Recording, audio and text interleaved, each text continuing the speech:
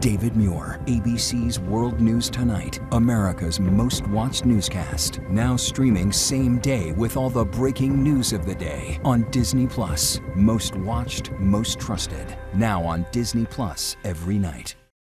Tonight, breaking news, Iran attacking ships in the Strait of Hormuz. Also tonight, the FBI warning. Does Iran want to attack the U.S. homeland with drones? The images coming in tonight, smoke and flames pouring from a heavily damaged ship, crew members missing.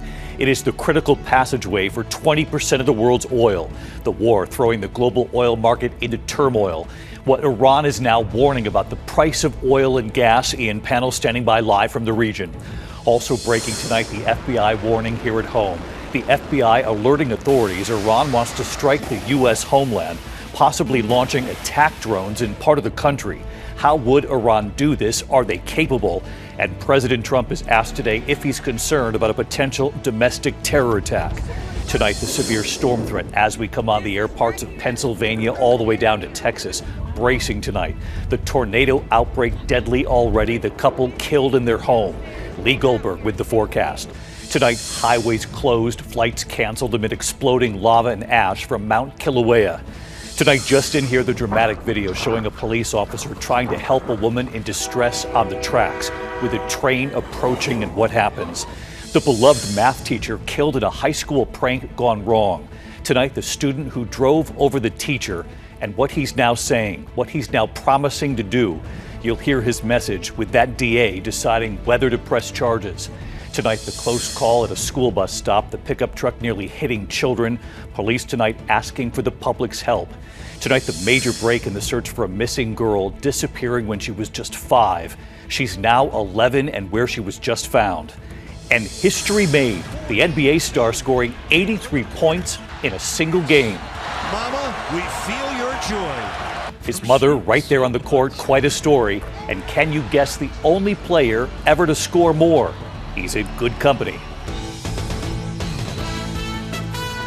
From ABC News World Headquarters in New York, this is World News Tonight with David Muir.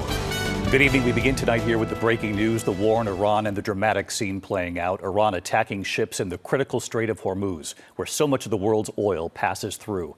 Tonight, several crew members still missing, the war throwing the global oil market into turmoil. Iran is now threatening oil at $200 a barrel. U.S. Central Command tonight now saying it has taken out more than a dozen Iranian vessels capable of laying mines underwater in that critical shipping channel. President Trump urging oil tankers to push through the strait after saying 24 hours ago crews should have the guts to do so. Late today, President Trump repeatedly referring to this war in Iran as an excursion. He was asked, is this an excursion or is this war? ABC's chief foreign correspondent Ian Pannell leading us off from the region again tonight.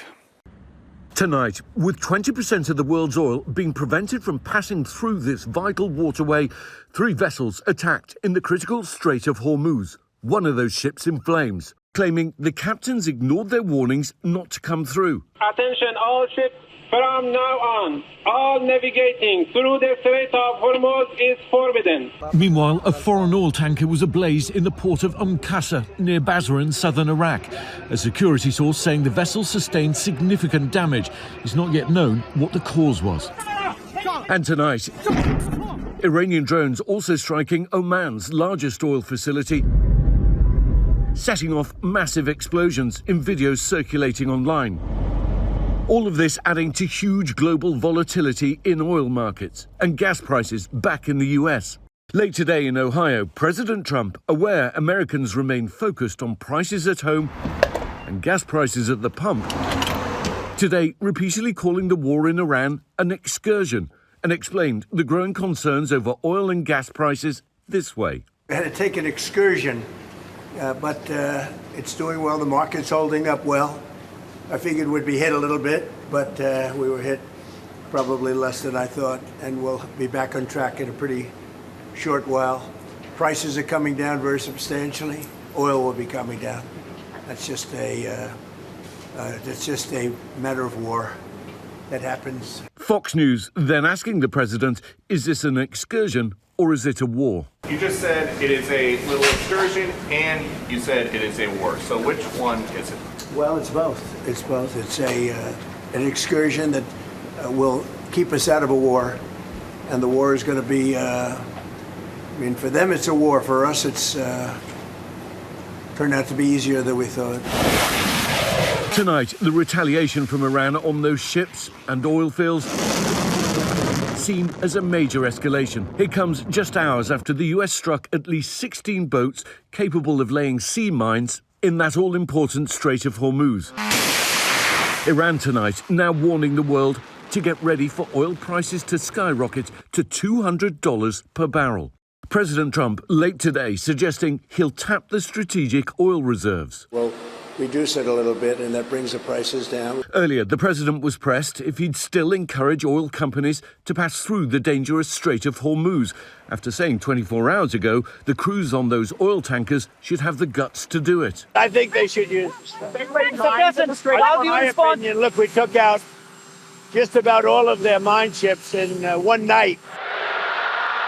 Tonight, thousands taking to the streets of Tehran for the funerals of top Iranian regime leaders, many chanting "Death to America." And tonight, new questions about the whereabouts of a new supreme leader, the son of the late Ayatollah who was killed. An Iranian official saying Mujtaba Khamenei was injured during a strike. He hasn't been seen publicly since he was named as the new leader, reportedly recovering from leg injuries in a secure location. And tonight, the New York Times reporting a preliminary investigation has determined the US military was responsible for that deadly strike on a girls' school in southern Iran. 168 people were killed, mostly children.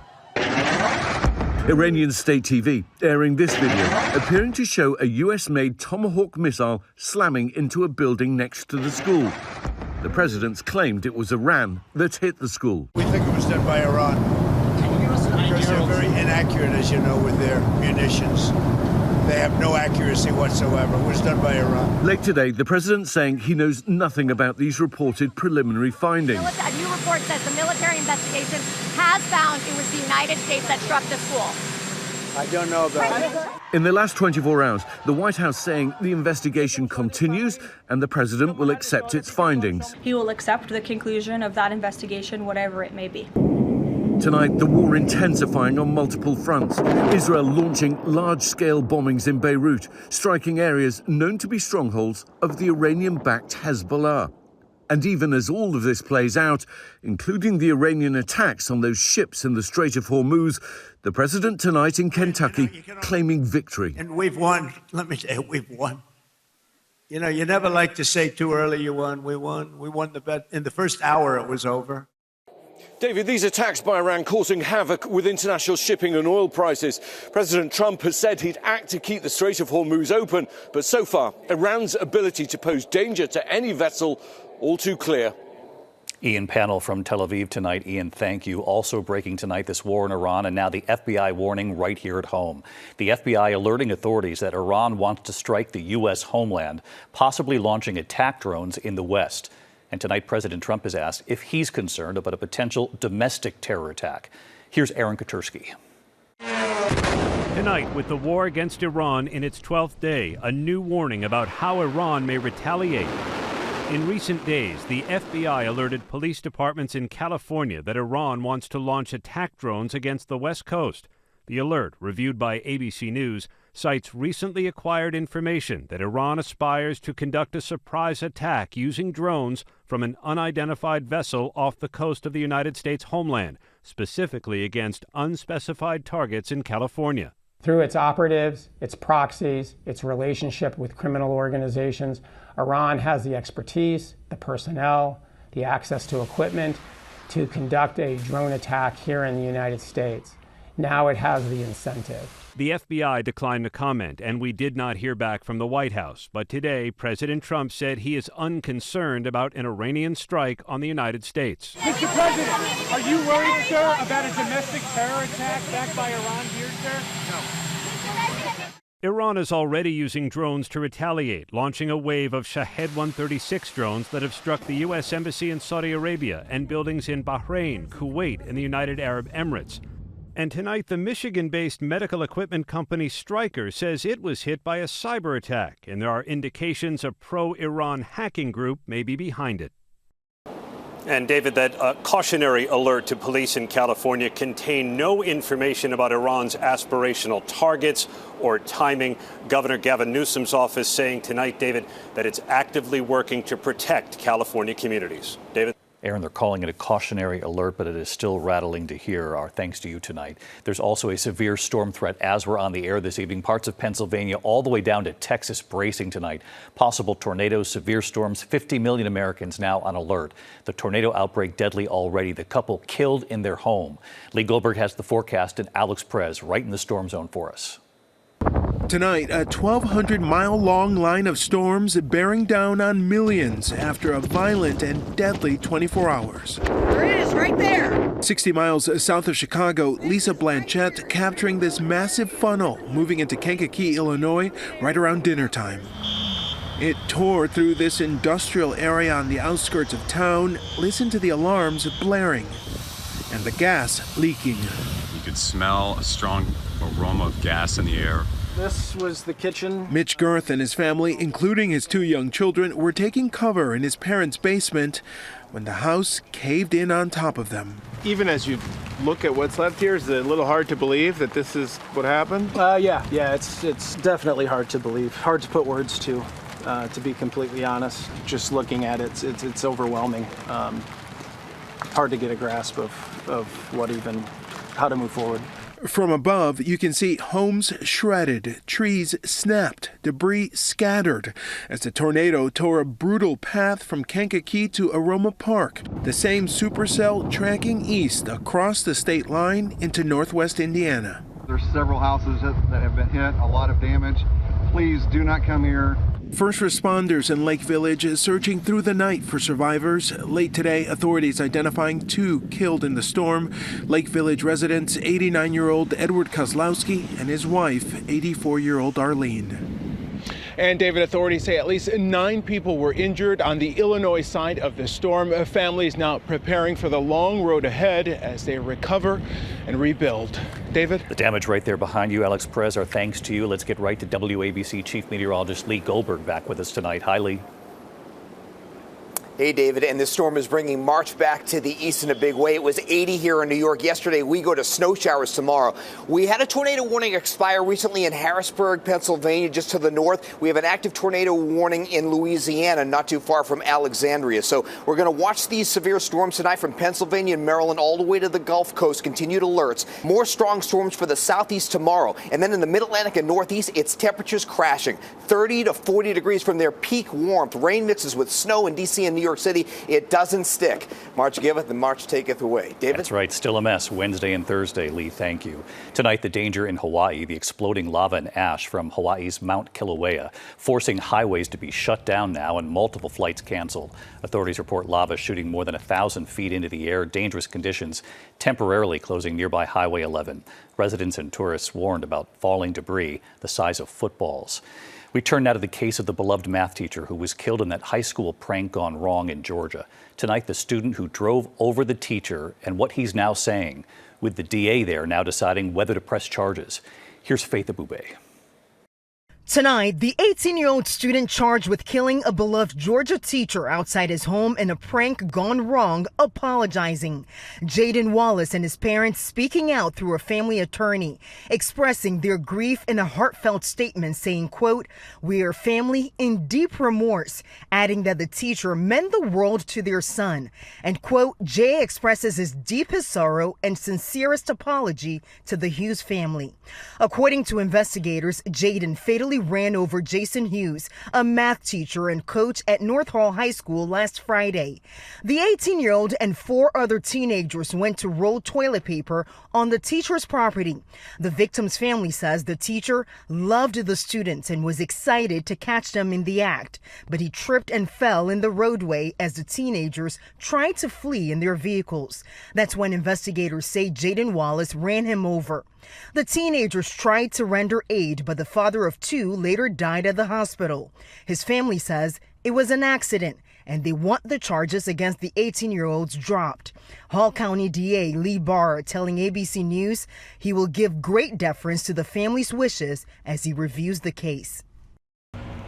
And David, the DA expects to make his decision by next month. And then the teenager who's charged in the teacher's death says he now plans to live the rest of his life in a way that honors the man he once called a mentor. David. Faith Abube tonight. Faith, thank you. To the economy tonight, gas prices soaring amid the war in Iran and news on inflation on the rise. A new report showing the consumer price index up 2.4% in February compared to 1 year ago. The national average for a gallon of gas now at $3.59, roughly 60 cents up since last week. The Dow losing nearly 300 points today, falling to its lowest close this year. When we come back here tonight, the dramatic struggle on the train tracks. Officers trying to get a woman to safety, a train fast approaching. What plays out right here in a moment. Also, the 5-year-old girl who went missing. She was just 5 at the time. Now she's 11, and where she's just been found tonight. And the NBA star making history, 83 points in a single game.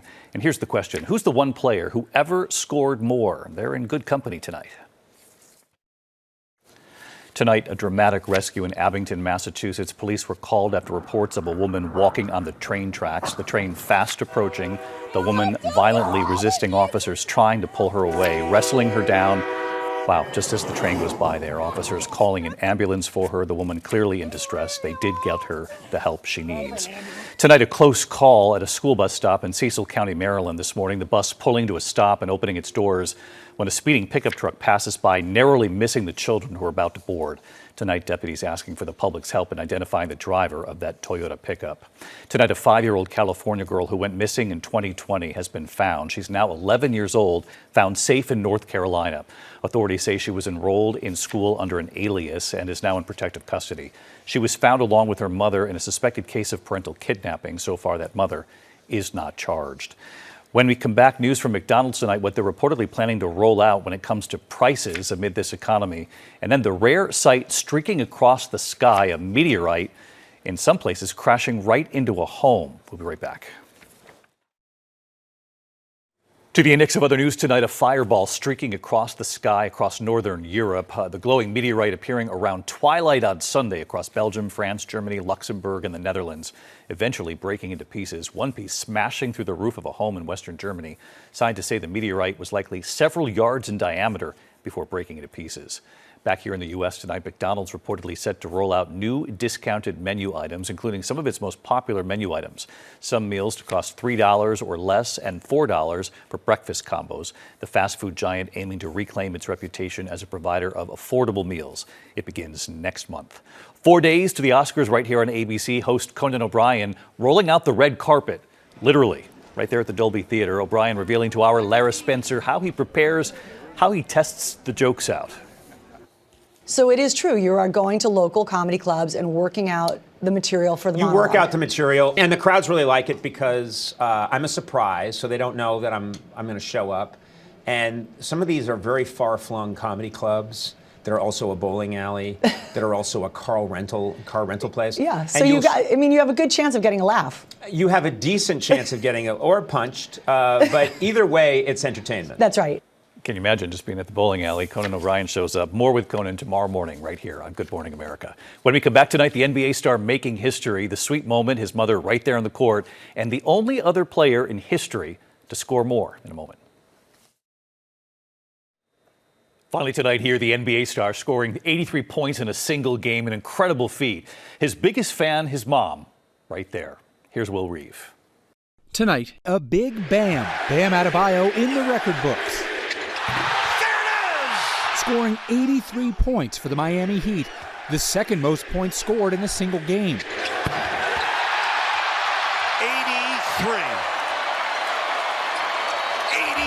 Points for Bam Adebayo. Surpassing the record of 81 previously set 20 years ago by Kobe Bryant. And an 81-point game. Bam's big night now just behind Wilt Chamberlain's legendary 100-point game. Mama, we feel your joy. Bam's mother, Marilyn, there to celebrate the milestone. Bam, how would you describe this moment? Man, I wish I could relive it twice. Bam posting a picture holding up the number 83, paying homage to that famous photo of Chamberlain. Let's hear it for Bam Adebayo, 83-point performance, second most points in